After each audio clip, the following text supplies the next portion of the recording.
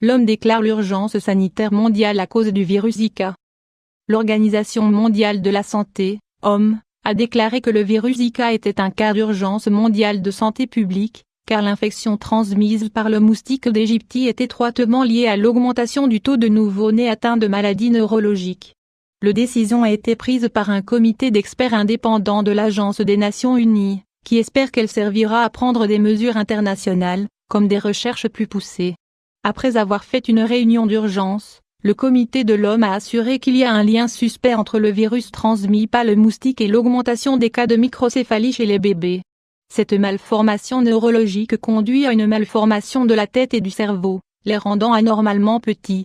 Margaret Chan, la directrice générale de l'institution, a lancé un appel à la population, disant que, même si cela n'était pas prouvé scientifiquement, le virus Zika constituait une grande menace pour la santé mondiale. Les cas de microcéphalie et d'autres troubles neurologiques, au vu de leur gravité et de la charge qu'ils supposent pour les familles, constituent une menace en eux-mêmes et c'est pour cela que j'ai accepté le conseil du comité, a-t-elle affirmé. De même, elle a lancé un appel spécial aux femmes enceintes, leur demandant de ne pas voyager dans les pays où les risques étaient élevés. Malgré les critiques qu'elle a reçues pour cette décision tardive, l'OMS assure qu'il s'agit d'un sujet difficile à traiter car en soi, le virus Zika n'est pas une maladie grave mais on craint l'étroite relation avec la microcéphalie. Malheureusement, il a été confirmé que le virus se propage rapidement et on prévoit que le nombre de personnes affectées atteigne les 4 millions en Amérique. La priorité, contrôler le moustique. Contrôler le moustique 500 fois 281. La déclaration d'urgence mondiale implique un plus grand investissement dans les recherches et dans les méthodes pour contrôler l'épidémie. Concernant cela, Chan a affirmé que la priorité est maintenant de contrôler le moustique d'Égypte, responsable de la transmission.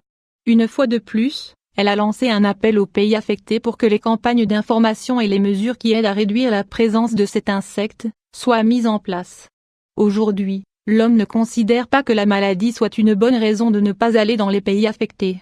Cependant, il est conseillé de préparer les services spécialisés en syndromes neurologiques et de renforcer les soins prénataux afin de réduire les risques pour les mères enceintes et pour les nouveau-nés.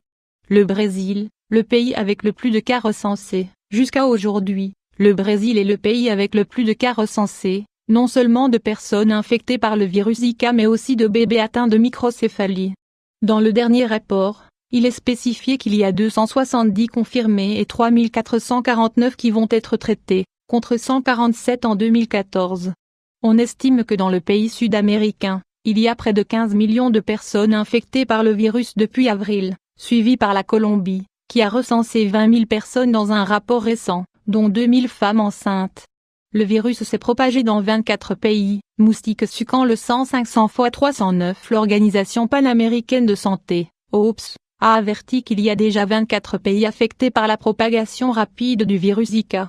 22 d'entre eux se trouvent en Amérique, un en Afrique et un autre dans le Pacifique.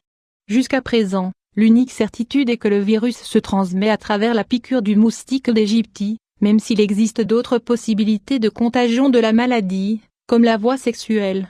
Il n'existe pas de traitement pour lutter contre le virus, et le développement du vaccin pourrait tarder encore l'année entière, voire plus.